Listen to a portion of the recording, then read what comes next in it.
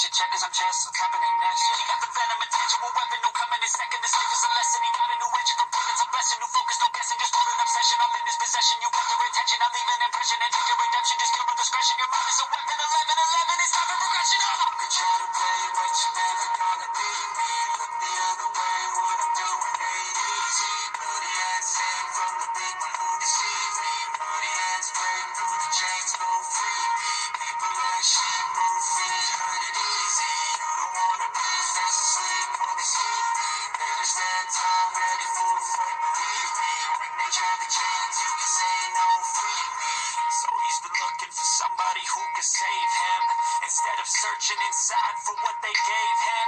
A strong will, strong mind causes mayhem. We could change the world, change times, rearrange them. Staying on pace, running the race. Life is a chase, I don't want a place, I wanna be first. Work till it hurts, dehydrated thirst till I'm in a hearse. High ambitions in the right mind can take you so far. It's like you lived a few lifetimes. Take off from a break off from the weak mind. Take a stay soft, you can change lives, you create thoughts, never waste time. You got one shot, you got one life, better pop off. What do you like? Make a dream job. No 9-5, no mean boss, just my life and free thoughts. You could try to play, but you're never gonna beat me. Look the other way, what I'm doing ain't.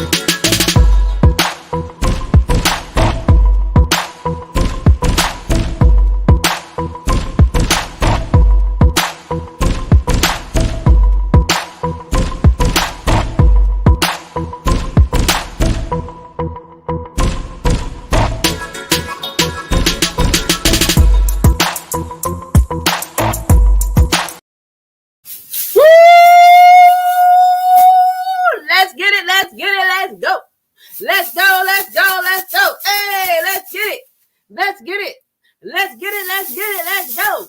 My booskies. Hey, you're my booskies. Hey, you're my booskies. You are here with your YT cheerleader. Woo! Your YT cheerleaders in the building, baby. Yes! Let's get it. Let's go. Come on in.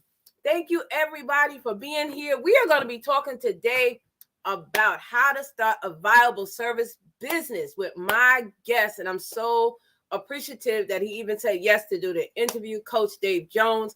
His link is pinned, guys, in the top of this live stream. It's also pinned in the description box, and his Instagram channel is there, okay? So go and check him out. He is in the background, but you guys know how we do it.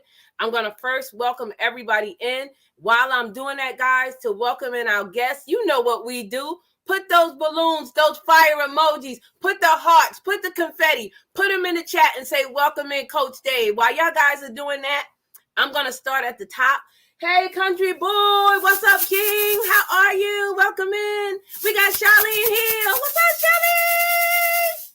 We have Alejandro, our stream element bot. Y'all know. Hey, Raymond Santana. What up, Raymond? We got Love to Travel with Wave. What's up? How are you? We got my sis in the building, Sharon Gehring. And guys, after the live stream, we are going to raid Sharon after this live. So make sure you are checking out her channel. If you are not connected to her, please get over there. We got my sis, Napturo. Hey, sis. Napturo's in the building. I talked to her last night. Yes. Woo! Get your pens and papers, baby. Y'all getting ready to get some info, okay? If you're starting a business or want to start a business, you better listen. You better get over here. Hey, Meet and I. What's up? Meet and I is in the building, baby. We got members all up in here. Welcome in, members. Welcome in, mods. Thank you for being here. Yes, show some love to our guests. That's how we do it, baby. Yes. Show that love. So again, thank you all for being here. We are getting ready to get started. because I want to be make sure I'm, not wasting his time. I know time is valuable for everyone. So with that said, guys, again, please welcome in, okay, all the way from Instagram, baby, we got Coach Dave Jones in the building. How are you? I'm doing well. How are you doing? I'm doing amazing. Thank you for being here. My people, they showing you love in the chat. That's how we do it. That's right. Get them pens and papers ready. Listen, you're going to get the real deal. So before we start, how we do it is first we say thank you for being here. We all appreciate you. My booskies, that's who I call them. They are all in the chat. So tell us first a little bit about you before we get into this. Tell me, are you how did you grow up? Did you have a mom and dad, sister and brother? What was your family dynamics? I always start with that because I want people to get a gist of where you came from to where you are, and then we'll go into your personal family. Okay, cool. So yeah, I did grow up in a two-parent household. I'm the oldest of three kids, so I have a younger brother and a younger sister. Okay. Definitely grew up in a house where entrepreneurship was pretty normal. So my mom's been in business for how long has my mom probably been in business for close to 40 years now? Wow. And that's awesome. My dad has been at the same job for 44 years, I think, but he's also always had another business. So he's had a lawn care service. Actually, we started together. That was my first business when I was 10. Okay. So my dad's been doing that for like the last 25 years almost still. Wow, that is, I know, right, Sharonti said, wow, that's cool. I know. So where did you grow up? What state did you grow up in? Arkansas. I grew up in northeastern Arkansas, about an hour northwest of Memphis town. Okay. Smallest town, Jonesboro, Arkansas. So that's where I was born and raised. Okay, my mom is from Little Rock. Okay, that's where my mom is from Little Rock. PB, baby. Yep. So now tell me where you live at now, and if you have a family, what is your family dynamics as of this point? Okay, I live in Dallas, Texas now. All right, Dallas in the building. No doubt. That's where my wife and I reside. We don't have any kids. Sorry. So we live here in Dallas. It's just my wife and I. We've been here for about 3-4 months now. Moved here from Austin, Texas, most recently, but we've lived a few places before here as well. Okay. So, a little bit about you. Are you a business owner right now of your own, and how did you come to say, "Hey, I wanted to start my own business"? I know you said your family was, but how did you say, "You know what, this is it"? Okay, cool. So, kind of using that as a backdrop, of course, I started working for myself. So, from 10 years old to 23. I didn't really have a real job of any significance. When I went to college, I studied engineering. So at the end of college, of course, I got an engineering job. So I spent 10 years roughly working as a manufacturing engineer. So I work in the manufacturing space. After about 10 years, I decided that I wanted to get back into entrepreneurship to make the story a lot simpler. So what from there, went to? I went to the University of Arkansas. Okay, you right. Yep. All right. That's it. So went there, got my industrial engineering degree from there, worked as an engineer for 10 years. After that 10th year, I actually quit my job to start a trucking company and a freight brokerage. Long story short, I didn't enjoy those businesses, so I exited them. But of course, I had a track record of success as an engineer. I had a lot of professional contacts, and that's kind of the gist of some of the coaching that I do is leveraging your experience that you already have. You don't have to reinvent the wheel. So as I'm out and about trying to sell freight services, a lot of my manufacturing contacts are saying, yeah, that's great, David, but we've seen how you've helped this company grow from, 100 million to 180 million. We've seen you turn this around. Can you help us grow our businesses? So that's where my current business, Forward Solutions, was born from that. So I'm a management consultant, essentially, but I focus on helping sheet metal manufacturers grow, optimize, and improve their businesses. Okay. So now you said your dad always had a business, even though he worked at his company for a long time. Do you think now, in this day and age, in 2022, even if you've had a job for 5 years, 10 years, 20 years, do you think people, and I mean people, I mean us, do you think we need to have a separate business outside of our job, just over broke, as you know how we say that? Absolutely. I do believe that we need to be financially independent. So I know a lot of people are struggling with frustration with their jobs and their careers. And I definitely understand that. I was there for quite some time. My dad, even though he's been at that job, he's frustrated. But he has some independence to where if he decides not to do that job or he wants, like, he'll still be fine, more than fine. So I think that's important for us, kind of, in my opinion, right? I'm a full-time entrepreneur, so I advocate for that. I also understand it's not for everybody, but if that is your desire to be a full-time entrepreneur, definitely you can start part-time to start building that experience. And also, if that's your desire, I encourage people to develop a plan. I'm not one of those people that's going to take just jump blind, but definitely develop a strong plan. If that's your desire, you should pursue that, because that's important for our communities, that we become more economically independent. That's right. And even before the virus hit, people should have been looking at having something else to fall back on. And the reason I say that is because some jobs do go out either because of financial, again, because of the virus or whatever. I've been laid off 4 times in my life from great companies. I worked in finance, so I never thought I was even going to get laid off in the pandemic. And when they said, oh, Friday the 13th, I'll never forget it. It was Friday the 13th. And they was like, oh, today's your last day. We're eliminating your position. I'm like, what in the who? Like, I never thought. But again, I had other things to help me. And this is how I always say the analogy is, if you have I always say 10 streams of income. So if you have 1, 2, 3, 4, 5 buckets, but your main bucket is depleted, you can pull from those other buckets. So therefore, you'll still have something to fall back on. So do you believe in people having several streams of income also? I think over time, absolutely. I do. I'm a big fan, and this is from my own experience. So I used to kind of spread myself out more that way. But I do think it's important for you to master kind of whatever your main thing, whether it's your job. Preferably, it's going to be some business that you're going to start building as a significant income. And not so you're not diversified, but more so you have strong business experience. And when you have that business experience, when you choose to diversify your income stream. So I'll give you an example. Before, when I had a job, my wife and I are also real estate investors. So having property on the side of it, right, allowed both of us to leave our jobs during the pandemic. So I quit at the beginning, like 2 weeks before it was a pandemic, I quit my job. And then my wife quit about 6 months later. But having that experience as a real estate investor, being a landlord, right, you can leverage all of those experiences to now when I start my business. One, I have a very comfortable cushion. We liquidated some properties, right? And then also you have that legitimate business experience that allows you to implement businesses faster and to scale the that income stream to where you can also live off. I'm a big fan of developing income streams to where I can live off of any one of them fully. That's right.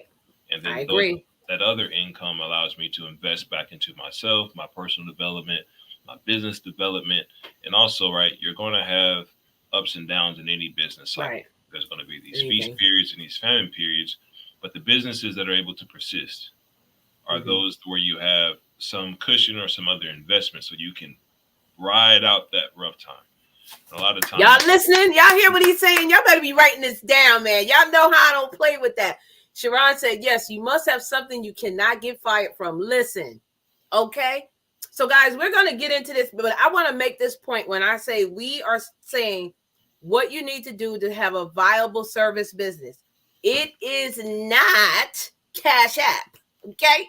It is not a Cash App scam saying, give me your Cash App. That is not a job, okay? It's not a business. That is not, because all these Cash App scams going around, you guys have to be careful. If they're asking you for your Cash App, like, if they know you, they should be able to find your Cash App. You want to send me money, send it to me. I shouldn't have to send you anything. So just be careful. So first, we're going to start out with what is a service business. So I looked it up and I came up with Someone that provides an intangible product performed by a team or individual. So I want you to tell us in your frame, what do you think is a viable service business? So just in general, whether it's a service business or a product business, if you want it to be viable and strong, it needs to solve a problem for somebody. So a service business is basically what you're doing is you're either leveraging your experience to help someone short circuit their success or to take something off of their plate. Right. But you're leveraging some skills, maybe something, your personality or your talents or your experience to help someone solve a problem that they couldn't otherwise solve on their own, or it's easier for you to solve that problem on their behalf. And it's the same thing for a product, right? If it's not adding value, if there's already 100 of this cup, not to say you can't go make a cup too, but are you actually solving a problem? And when you're not solving a problem, then you're getting into a commodity type business or a commodity type service where it becomes about price more than value. Right. So y'all hear that, guys? I hope y'all listening. So I also put in how to start, and this is what I came up with. Find a gap in services, which is what he said, that exists in your area or expertise, and create a business. So you need to write a business plan, find your target audience, maybe a marketing strategy, and funding needs. So tell me for you, what do you think they should do on how to start it? What are some steps they need to take? So before you do any of that, this is my approach, and if someone wants to work with me, this is what I'm going to coach you on. Number one, you need to get clear about what you want out of this experience before you start. So you can go identify a need, but if you know, like, I don't want to work with this type of person, or maybe I don't really want to work with people, maybe you should have a product-based business. Or maybe you should have an online product business, like a ebook or a blog or something, right? So number one, you need to get clear about what you really want. Number two, you need to find out what you're already really good at. So whether that's a developed strength or an innate strength, like you're just naturally talented at something. So get good at that. Then number three, I think that's where you start to move into saying, now, what are the problems around me that, number one, I can affect positive change with my strengths and does support what I want out of this deal.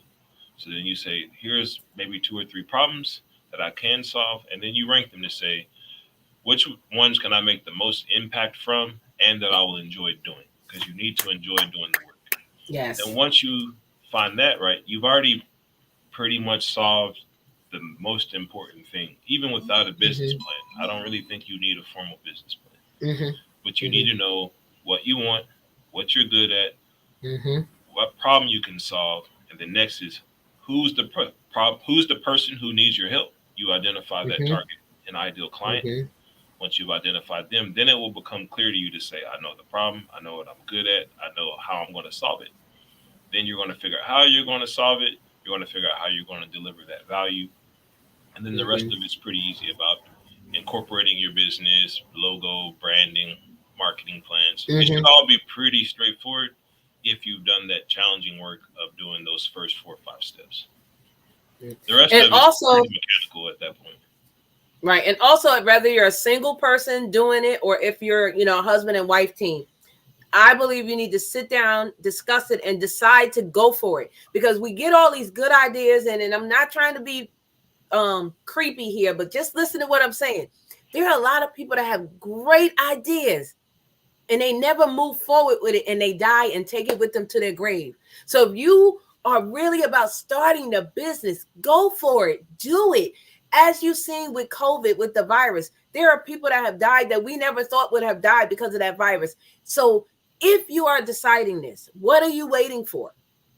Do it, start the steps, make sure you have that thing, whatever it is down in you. And you're like, okay, I want to do this. And like you said, start out part-time, start slow and then go for it. So what else do you think they need to have besides the mindset of being, because I always say this, think like an entrepreneur and stop thinking like an employee, because we have to get out of that mindset that we've been an employee so long. No, you're an entrepreneur now. It's totally different. So what do you think on that aspect?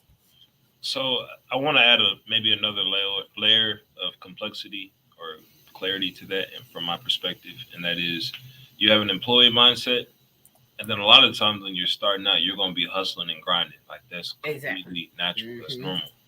But you also need to make sure that you're building your business to transcend that. If your business cannot operate without you being involved every day, you don't have a business. You actually just own a job. So you need to work towards developing a mindset that says, and I'm working on this, right? I've been in business 2 years full time now, but I have to always challenge myself. Thank you so much. To say, what is in my mindset that says I can't delegate this task to someone, whether it's hiring a VA, a partnership. So you always have to continue to stretch yourself and grow. You can't rest on your laurels, because that's the thing in business, right? I know we talk about a job you can't get fired from. Well, you can get fired from your job in business if you're not staying ahead of the game, making sure that you're responding appropriately to the needs of your customers, anticipating their needs, and delivering the value that they need. Because if your customers fire you, right, what good is an LLC if there's no income? That's right. So that's right. You have to make sure that you're continually stretching yourself, learning more about your craft, getting better about delivering that value, learning about marketing, learning about sales, operations, and then implementing what you've learned. That's right.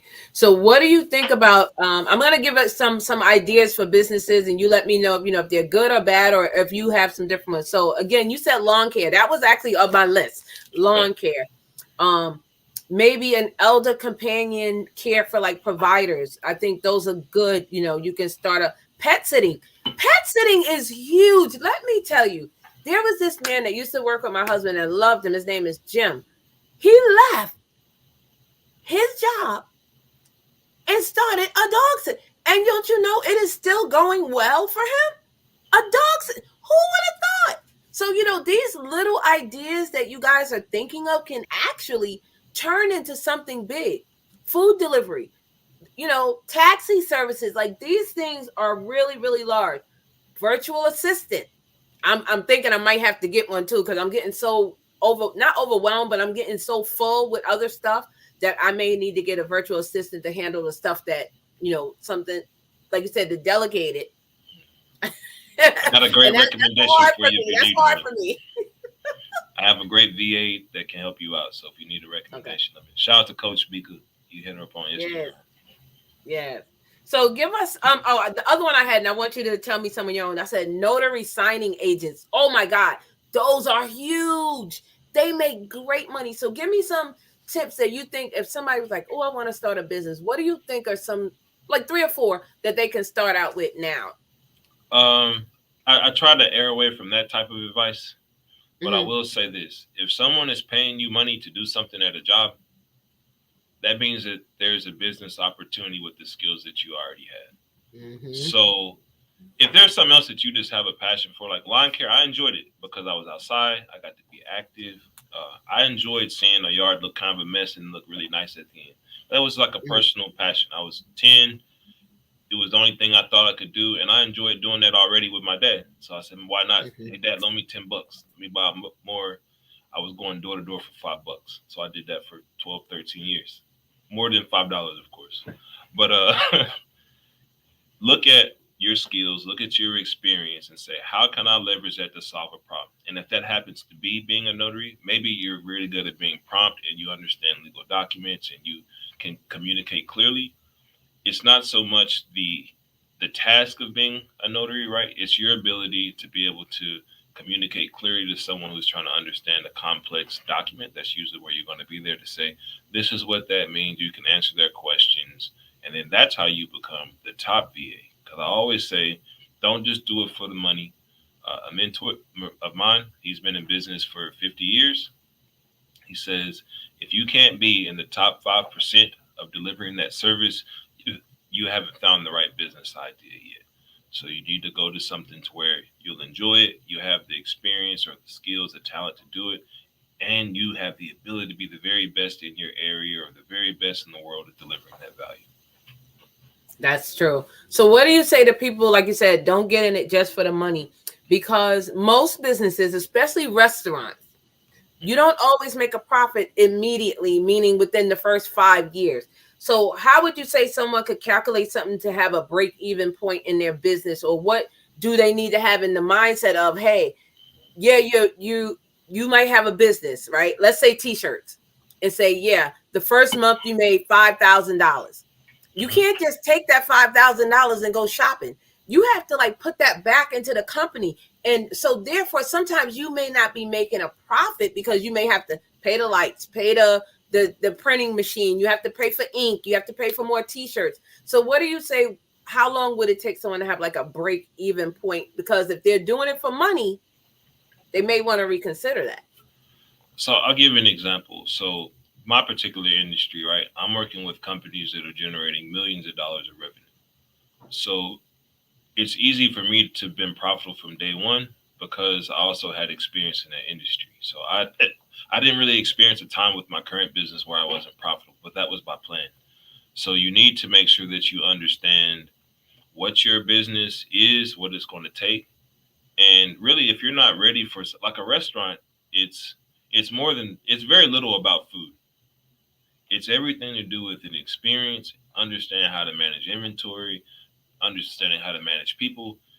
It's a huge business. And if you're not ready for that, That's a big one. I don't recommend you jump into a complicated business off top, unless maybe you have experience in the restaurant industry and you've managed restaurants and you understand the accounting and the operations of doing that business. What you could do then is say, I want to be in this industry. Maybe I'll start with a food truck. Maybe I'll start with doing a home-based meal prep business. That way you get a chance to learn those business skills that you'll need, when you want to scale and grow your concept. So for me, right, being a management consultant is not my end goal. What I want to do is operate like the Uber for sheet metal manufacturing. But I don't want to jump out there for this $1 billion idea until I start learning some more mechanics of the business administration, hiring and managing people as an entrepreneur and not as a manager in someone else's company. It's very different, right? So I'm building my plan and building relationships that will help me become that over a certain period of time. Oh, Yep, I like that. The food is the easy part. You're so yeah, right. the food is the easy part, right? Yeah. What do you say about someone, and you don't have to tell me your experience, but just off of a and just managing it and looking at it from the outside. Someone wants to get into real estate because they see other people getting into it. So for me, I think you need to decide the state that you're living. Is it going to be easy for you to find a house to flip or a house to rent? Because some places like New York City, where I am, I'm in upstate New York. Upstate is much easier to get a house. You can get a house for like 30, 40,000, 4 or 5 bedrooms, hardwood floors, ceiling, cathedral ceilings. You can't get that in New York City without paying 2, 3, 4, 8 million, $20 million. Do You you can't get a understand? parking spot So in do New you York think City. it has to go with their state also? Can you clarify what your question is? So if someone wanted to go into real estate and they're saying, oh, Coach Dave did it, I could do it too. But the state that you live in, if you live in New York City, you might not just be able to go out there and find a house for 30,000. So I don't think that you should focus on the cost of an investment. An investment is not about what it costs. The investment is about, does it make sense for your investment goals? And also, can you manage a project of that scale or an investment of that scale? So to your point, if you understand how debt and credit and how to manage debt and credit works, absolutely go for the $8 million deal, because you'll be able to get your financial freedom in one fell swoop.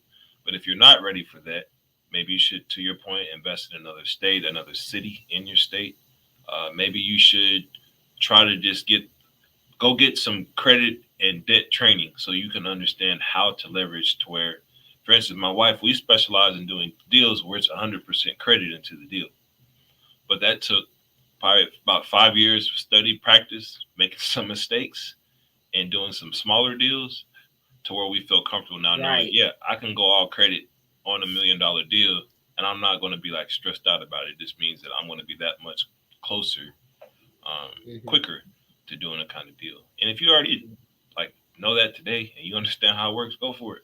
I'm not going to, tell you not to do that, but just make sure that you understand the risks and that you can stomach that, and you have the contingencies in place to deal with. If this doesn't go to plan, is this going to ruin me? You don't want to do these home run bets that are going to ruin you. That's the whole thing in business. No matter how big you get, you never want to make a decision that's going to ruin you. You're looking for that thing that has, relative to the reward, is the risk low relative to the reward. That way I can kind of hit a bunch of singles. If I strike out a bunch, that's fine, because I'm looking for that thing that's going to take a relative amount of low risk that give me a high reward. You string enough of those together, right? You really don't have to be right a few times in your business career to become very wealthy. Right. So what about choosing a business name? How hard or how easy is that when someone's thinking of, okay, I'm starting a business, what is my business name? Because there are things that they have to do. They may say they want to have ABC Lawn Service, but someone may have ABC Lawn Service. So therefore they have to look it up in the registry, right? And see if that name is taken. So can you talk a little bit about that? Like, okay, we have a name. What is the next step to go for? So I think now we're talking about marketing and branding, something I'm very passionate about. Strategy. So in my opinion, you want the name of your business before you do anything. You want to maybe generate a list of names that convey the feeling that you want your business to convey when someone hears it. So for instance, my business is called Forward Solutions. I want that to convey we're making progress. We're going to be trying innovative things. That's all in the name. I had a whole list of about 10 or 20, right? And some of them were taken by the state, or the domain that I wanted wasn't available. So you want to have these names that convey the feeling that you want to express, and then say, okay, is my domain available? Go ahead and cop that. It's only $20 for the year. Get that. And then you want to go to the state and see, are these names available for your entity? And then also knowing that, you can kind of get a dummy entity and just do a doing business as under your corporate structure as well. Right. I was going to ask you to speak on that. So if someone started a notary signing, should they have that as a DBA? Should they have that as a sole proprietorship or an LLC? Because some people don't know what they want. So for me, I didn't want to do an LLC, but now I have an attorney and he's telling me, yes, that's the better one for you. He broke it down. And I'm like, okay, but for me, a lot of people were getting an LLC, and I felt that they didn't do the research, because maybe I wanted to be a sole proprietor. Maybe I was okay with the implications of being sued or whatever the other complications are. So what do you think if someone's doing a notary signing? If they're not hurting anyone, all they're doing is signing, should they do an LLC or should they do a sole proprietor? So on that one, definitely I'm not an attorney or a CPA. But you do have to your point, you do have to evaluate the risk associated with conducting that business. Mm-hmm. And are you okay with your personal assets being exposed should someone file suit against you? So I think it's a little bit more complicated than saying you're going to hurt them. There's also, you have to think about, if I'm a mobile notary, right? And let's say I'm doing a $1 million, $10 million deal, and you come to me and you give me bad advice when you're explaining the documents that I'm signing. Mm-hmm. If you give me that bad advice and I lose a bunch of money, oh yeah, I'm coming for that. Mm-hmm. So you have to decide, if I'm going to be a sole proprietor, I'm okay. Let's say you build a net worth of $2-3 million or 100,000, whatever that number is for that individual. Are you okay with losing that all in one fell swoop for maybe a misstatement? So a legal entity, an LLC, is just a legal entity that creates some separation between you and the business. The business made that decision. So if the business gets wiped out, there's some protection for you, depending on the laws of your state. And then there's the other side of that I've heard a lot of people say, get your LLC so you can write off everything. Strategy.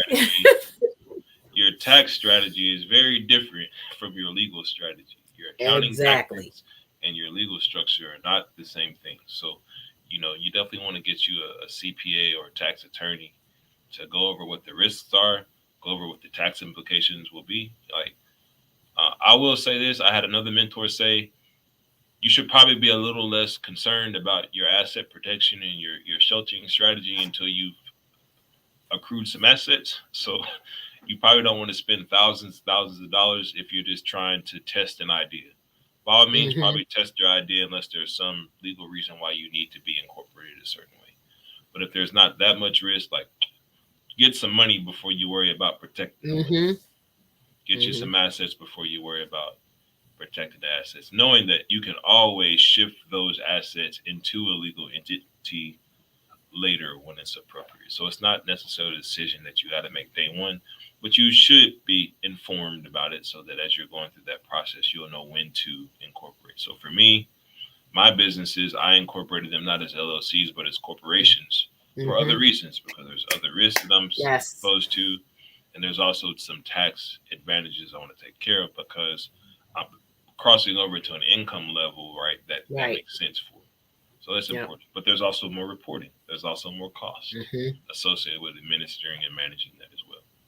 Mhm. What do you say to someone doing an online business, whatever it is, right? Do you think that they should use their home address? I know the answer to this. I want you to tell me their home address when they're starting an online business and why or why not. No, you shouldn't because No, period. when you are, it's two reasons. One is optics. Mhm. So if you're saying someone's gonna Google you to look at your business, you don't want them to pull up your house on Google Maps. Number one, they're gonna know where you live, which that's not the best They idea. knocking on your door. Right. And then number two, this leads into the second reason. When you're going to the bank and you're saying you want to get a loan or you're on Come this on. funding site, they're going to Google you. They're going to look up your business listing. And if it doesn't show the registered business in a commercial district, not just because you say you do business there, the address needs to be in a commercial district. Your business doesn't look legitimate on paper. So Right. that's why I advise against. Now, I'm not saying if you're rushed for time and you just do that, for sure do it. You can always change it. But long term, you don't want to do that. And then also, Mm-mm. you have I virtual agree. mailboxes, Right. 30, 40, $50 a month. You can get you, at least when they look you up on Google Maps, they'll see a nice big building, commercial Mhm. building that you can say, I Mhm. conduct business in this space. And that's where your Mhm. business can be registered as well, Yeah. depending on How the would you? laws of your state. Right. How would you tell someone, okay, they decided they're going to start a business and they want to, maybe they have $10,000 in a fund from grandma or whatever. How would you tell them to start out with using that $10,000? Like, do you think they should create a budget and save, or they should just take that whole 10,000, dump it in their business and go all out? I don't agree with that, but tell me your thoughts of, okay, I have $10,000. I want to start a business. What is the best way to spend this money? I think to answer that question, one, you have to look at your risk tolerance as an individual. So me, I'm a pretty risky person, so I would dump the 10,000 into the business, but that's me Mhm. because I'm Mhm. okay with that level of risk. Mhm. Because I also know I can go make 10 grand tomorrow. It's not Mhm. to me. To me, that's not a difficult thing to overcome. Right. Not to say it doesn't require work, but that's just where I'm at in my business career. But if you're not sure about it, like if you don't have any business experience, I don't think that you should do that. You should probably do something smaller Mhm. and probably start with education before you start implementing anything. So if you don't understand how accounting works and you're trying to, you can't even run a budget if you don't understand how the basics of budgeting and accounting work. So get on That's Udemy right. and get you a course for $20. Get on Coursera, get you a course for $20. Get you 5 of them if you got to. Now you're $100 in, but now you understand. If you don't understand how to come up with a business plan, take your course, get you a coach, right? There's plenty of coaches like myself on Instagram. Maybe you book an hour, 2 hour consultation. Maybe that's a few $100. So Mhm. think how to strategically plan your business and deploy those funds so that you can get the most outcome and benefit for that investment. So definitely get the knowledge if you don't have the knowledge first. And then you want to probably start thinking about sales and marketing before operations and systems. Because if you don't have money, there's no reason to having all these eloquent and sophisticated systems if you don't have anything going into the system. Right. That's right. So, guys, at this time, if you have questions, y'all know how we do. Put the green hearts and ask your question, because I want him to talk about if he offers a course that maybe you guys can go to him to see what he offers in some kind of a business asset or whatever he has. I don't have my own business. I know, Barry. So again, guys, if you have Any questions, put the green hearts and I will highlight it on the screen. So is there anything that you do either personally or as a coach that maybe you can inform? Like, what do you do as a coach that maybe they may want to join? For sure. So right now, you can go to my Instagram page, hit the link in my bio, and you can book a consultation with me. A strategy consultation. We can talk about whatever you want to talk about that's within my wheelhouse, right? That I can help you with. Or number two, also have a text community that you can join in my link in bio, where I'm just giving out helpful tidbits. So definitely shoot a text. And as I'm having ideas throughout the day, I'm just going to shoot it out to you. It's free. There's no subscription. Just want to help you out. And then number three, I've developed a course, 4 steps to start your business. It'll be a 2 to 3 hour workshop, so just one day, because I don't think that starting a business has to be this long, drawn out, complicated thing. So that's going to be $197. That should be launching next month. So definitely, if you're not subscribed to my Instagram page, follow me on there. And as I'm making those announcements, you can go ahead and jump in that workshop. I think it's going to be very powerful, very helpful. Be some materials you can take back with you, general admission, and then VIP, you'll get a little bit more time and also support materials. Okay. Before I answer Sharon's question, guys, his link is pinned to the top of this live stream, and it is also in the description box. Please go check out his Instagram. That is how I became familiar with him. I was seeing his Instagram, and I believe in the power of prayer. I don't know if you're a Christian or not, but I believe in the power of prayer. And I've been saying, please, I've been saying, Lord, send me people that can help me in a business mindset, in an educational mindset, in a mindset that wants to go to the next level. Not all these scammers, because you get the scammers all day. And I'm like, but then he started giving me people like you, giving me people like Danny, and giving me people like Fly Bohemian. And I'm like, wow, all of these amazing people are coming in my path. And again, I thank you for even being here doing this, because, we didn't know each other well, but, we seen each other on Instagram. And I'm the kind of person where I love to help people. And I want people to know this information. Somebody in here may go and take your course that can help them with their business. And this is how we are a unit. If we all help each other to get to that next level, that's how we all prosper. So Sharon's question is, who do you coach? So right now I'm a full-time consultant. So my full-time job is to coach my manufacturing clients. So that's the primary basis of my coaching and consulting businesses.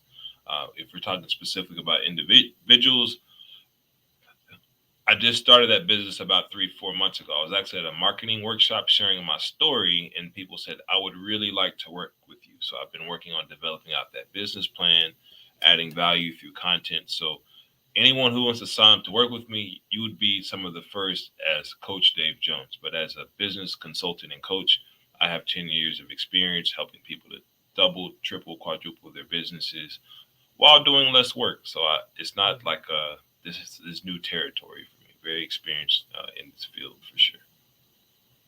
Are you familiar with stocks? In like stock investing? Yes. Yeah, I invest in stocks and things like that, trade options.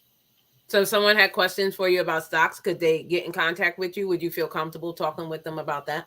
I would not, but I would be more than happy to refer you to the people that I follow for that. Listen, I hear you. Yeah. Nice. Love it. Yes, Sharon. She said, thank you so much. Yes. I'm telling Appreciate you. Your energy. Yes. So you said you and your wife have real estate. What made you decide to let's get property? Actually, this was probably 7-8 years ago. I don't know how I came across it. It was like some real estate investing course or something, right? I went to it and I was like, oh, okay. My wife wasn't really into it at the time. But what's kind of happened is I went to that, and more than anything, it was just like the business mindset, thinking expansively, thinking abundance, and then just realizing that you can really go out here and do some really big things. And real estate's a great wealth building tool. It's a great cash flow generating tool. It's just a great business experience. You got to learn how to see an opportunity, evaluate that opportunity, and decide if you're going to take action. And if you do take action, how do you execute a deal? That skill is going to take you through anything. So my wife got into it. We both start thinking more abundantly, start thinking bigger. My wife really ran with that business more than I do, so I definitely got to give her the credit on that. So before last year, when we liquidated some properties, we had nine doors. We're just down to one right now. But my wife is right now she's refocused her business from traditional kind of brick and mortar real estate to where now she's more of a mobile home investor. So she's flipping mobile homes and working on awesome land deals and mobile home park type deals. So that's what she's focused on now. Okay. What would you say to someone, say they had a business for 3 years and now, due to the virus and everything, they had to have some layoffs and they may be losing money. What would you tell them to do to secure funds? What would you tell them? What should be their next step to secure funds? Well, depending on the nature of the business. So are we framing this in terms of a service business? Yes. You should go out and sell more than anything. If you're having problems getting sales, you have one or two problems more than likely. Number one is you probably are not delivering enough value. You shouldn't be losing money in a service business if you're actually helping people and solving a problem for them, period. Because if you do a good job, think about it. Like if someone comes to clean, okay, I got you. If you come through to someone cleans your house and they do a great job, you're going to tell some people about that. They're going to get more business. So that's number one. Your service is just not where it needs to be. Number two, your marketing is not where it needs to be. So I'm of the school of thought, before you start talking about taking on funding and debt, those tools are to help you grow and make money, not to solve problems in your business. It's just going to make your problem bigger, faster if you're using debt to fix a cash flow problem. So fix your marketing. If you have a great service, there's just not enough people that know about you. So you need to get in front of more people, whether that's running ads, whether that's sliding in people's DMs on Instagram, Facebook, YouTube. Let them know who you are and let them know how you can help them solve their problem. Revenue generation cures all woes in business. That's just the truth of the matter. If you make more money, your problems will go away and you can focus on just getting better at delivering the value. And then once you're doing that, then you can talk about if your personal credit is not good, especially if you haven't learned your business credit, get your personal credit straight so you can leverage that. Right. If that's credit cards, if that's lines of credit through like, what are some of those services? Like just get on like lending club. Get on there, put your information, and they'll give you a whole bunch of different options. So that's one thing. You don't have to go to the bank to get funding. For the most time, it's not even all that appropriate because you're just looking for bridge financing, which is there's something I need to do. I need short-term access to capital. Who cares if the interest rate is high if you understand how to manage that debt? You just need to make sure it makes sense in the context of your business. That's right. Mobile homes, we're in Texas, so my wife is investing here. We were in Central Texas in Austin before. She's now kind of, since we moved to Dallas, the Dallas area, she's focused on getting active in this market here. So here in North Texas, Dallas, Tarrant, Colon, Denton, Ellis, and Johnson counties. That's the DFW Metroplex. Yeah. Okay. Would you ever live in a mobile home, or you need a house on what is it? Because you guys don't have basements in Texas, right? No. Yeah, because see, in New York we have basements. So would you prefer the mobile, or would you prefer a house, a standalone house? It doesn't really matter to me. Yeah. We were looking for a mobile home. I wasn't a fan of it before my wife started working them in the business. But man, these are really nice. It's not the mental image that I had, maybe what I saw when I was a kid, but they're really nice. I'm not picky either way. As long as I have a roof over my head and love my family, I'm good. Does she have tiny homes in the mobile homes?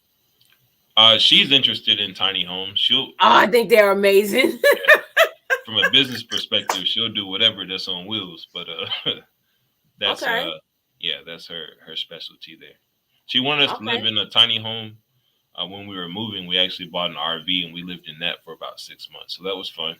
I couldn't go quite tiny home, but I could go with the RV. Texas is good. Okay, Katie, west of Houston for sure. Okay. And we know about the business. We used to live upstate New York. We lived in Syracuse for a little bit. Shut up! That's where I'm at. Wait a minute. Hold on. Hold on. I'm trying to get back to my live stream. What happened? I see it, but it's something popped up on my screen. Hold on. Let me get out of this. Used to live right there in Liverpool, as a matter of fact. Oh! I'm right here on the right off of the downtown, the city, Nedro, like Tully area. Yeah, right over there. I used to work down there. Are you familiar with Cross Hines? Yes. That's where I used to work. Oh my God, I cannot believe you from Syracuse. Yeah. Well, you ain't missing nothing because we got snow. So I couldn't make it very long. I only lived there for about a year. I was on a rotation for my job, but let me tell you, I'm familiar with the winters. It could be a million feet of snow on the ground. Still got to be at work at 5. Okay, listen, you got to be. That's why I be in the morning. They be like, "Where you going?" I'm going to work. It's snowing. Yeah, I got to be at work. That stops nothing. Yeah, plows or no plows, be at work. Listen. So what's next for Coach Dave? Are you on any other social media besides Instagram? I have a Instagram is my main place. You were encouraging me to start a YouTube channel, so I might need to pick your brain about Come that. Come on, get on it. Y'all tell them I'm the YouTube cheerleader. I'll help you out. For sure. And y'all lit over here, so I like that. Yeah, but, my people are amazing, and YouTube for business is really good. So for me, with my accountant that I have now, he's making me get the LLC. Yeah. So what do you say to people that have a business and they use all their business money in their personal account? You should never blend your money in business. Because, let me back up. If you're a sole proprietor, it doesn't matter because it's all your personal money. There is no legal protection. There is no separation. It's also understanding that LLCs are they're flow-through entities. So you need to understand what that means.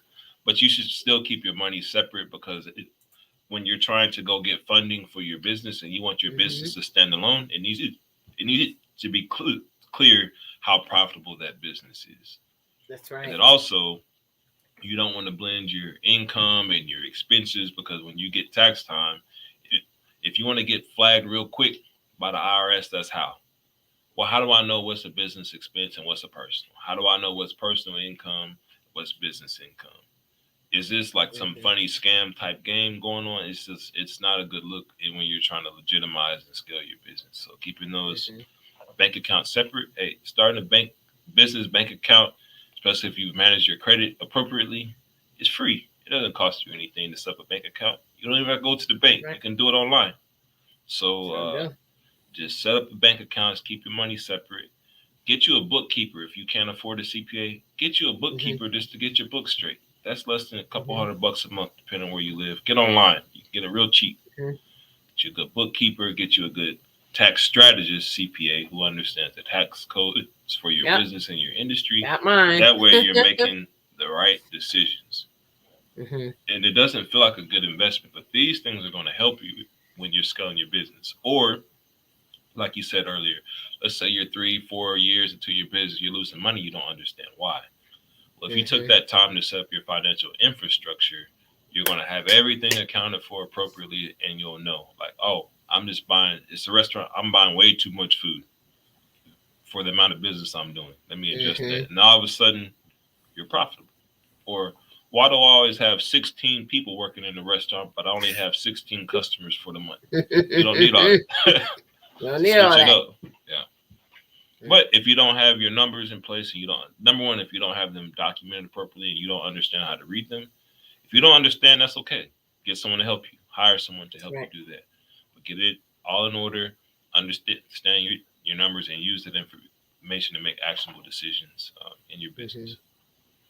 Well, I have one more question for you. And guys, again, please go check his Instagram out. The link is pinned and it's in the description box. What do you say to someone that's saying, okay, I listened to him tonight and wow, I think I really, really, really want to start a business, but they have a full-time job. Yeah. How are they going to separate and say, okay, I work 8 hours, maybe 12, depending on what kind of job you got. Let's go with 9. What do you say to them about taking time out to do focus on their business? Should they do 1 hour a day, 2 hours a day? Should they do it on the weekend? Like, how should they break that up to say, okay, I listened to Coach Dave. I really want to do this now. He got me fired up. Where do you think they should start? Okay, so first thing, it goes back to that business process. Get clear on what you want out of the deal. And that includes your time that you have available, how you want to spend your time. So if it's important for you to spend time with your family, make sure you prioritize that. But if you still want to start the business, you'll make time for what's important to you. The second thing is, if let's say you only have 5 hours a week, what is the best way to spend those 5 hours, and what's the best vehicle or business in this point that I'm getting to say, maybe you're going to you got 5 hours a week and you want to do a business. Well, maybe you should be in some kind of digital product business. So maybe you write a course, you write a book, an ebook. Maybe you're doing consulting on Saturdays for a couple hours, right? But now you're going to create your content. You're going to leverage tools like social media, digital distribution. That way, for you to deploy your business and make good income, it's not dependent on your time. So let me back up on that. A business, you need to separate your time from the business's ability to earn income. So regardless of what kind of business you start, you always want to keep that in mind. So where, Dave Shands, if you guys follow him online, he always says, if you're working harder, you're earning less. So you need to figure out, how do I do the work one time? I can get paid a bunch of times. Maybe let's make YouTube videos. Once you put the video out on YouTube, as long as people watch it, you drive ads, you drive traffic, you can get paid off of that as long as YouTube is up and they're having that program. Or if you do the courses one time, or maybe you want to coach people, well, don't coach them one at a time. Do a group program. You can coach 20, 30 people all at once. So just figure out what's the best way that you can leverage your time, right? So that you can get the outcome that you want without it saying, for me to double my income means double my effort. To double your income, it starts in your mind to say, how can I double my income by maybe halving my effort or keeping my effort where it's at? So those are some ways you can kind of think creatively through that to say, here's the time that I'm going to consistently dedicate to my business week in and week out in my spare time. And that's how you do it. I actually made a post earlier that says, how you spend your free time will determine how freely you get to spend your time. I saw that. Yeah. Yep, I saw that one. Bobbing with Etta, appreciate you. Yes.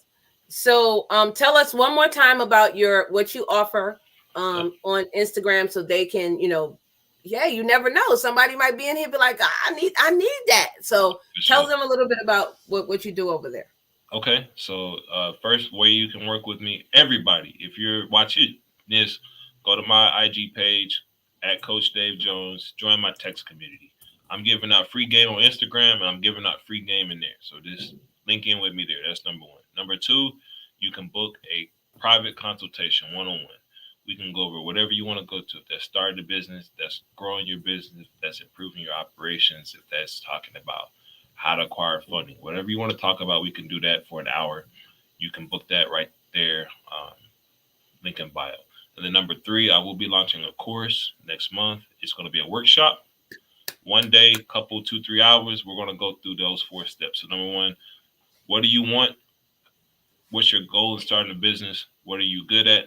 What's the problem you're going to solve? Who does it help? And then how do you deploy it? So it's 5 steps. Start your business. Easy peasy. Knock that out in a couple hours. Then, of course, there'll be opportunities. If you need more help afterwards, we can always talk about that. And then 2, you're going to have all those slides, all those worksheets that you can keep with you and keep working at it. And how often do you post on Instagram? All the time. So I'm posting right now. I'm down to like 3 to 5 times a day. But especially when we were connecting, I was posting 15 to 20 times a day. Wow. Okay. See, guys, check them out. So at this time, again, guys, please check out Coach Dave Jones. I'm just going to give some closing greetings to the audience, but don't go anywhere. I'm just going to drop you down. Give me 3 minutes, and then I'm going to be right back with you, okay? All right. So, guys, please go over there. Check them out. Y'all know how we do. Show some love. Woo! At this time, guys, I'm going to let you know tomorrow at 8 p.m., We are going to be over to Eat to Live Strong channel at 8 p.m. We're going to have a night of fun and games where you can put everything on the side and not worry about the world issues, and we can have some fun. We are getting ready to raid Sharon Gehring. There's her link, guys. Go over there and say VJC raid, Vernes raid, Vernes Young Closet raid, Booski raid. I will meet you guys over there and give me like 5 minutes to finish up with my guests. Please go raid Sharon Gehring. I will meet you guys over there. And don't forget tomorrow night. And I want to tell you guys, today is a good day to have a great day. Never stop dreaming. And remember, nobody is perfect, okay? And no judgment. Go out there and be kind to somebody and spread love and spread light. I love you guys. I'm going to play a quick clip of my brand, and then we are going to be out of here. It's a short video. Hold on one moment.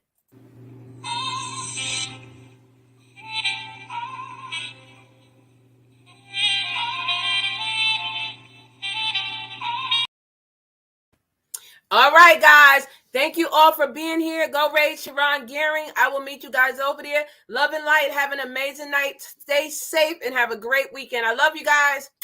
See y'all later.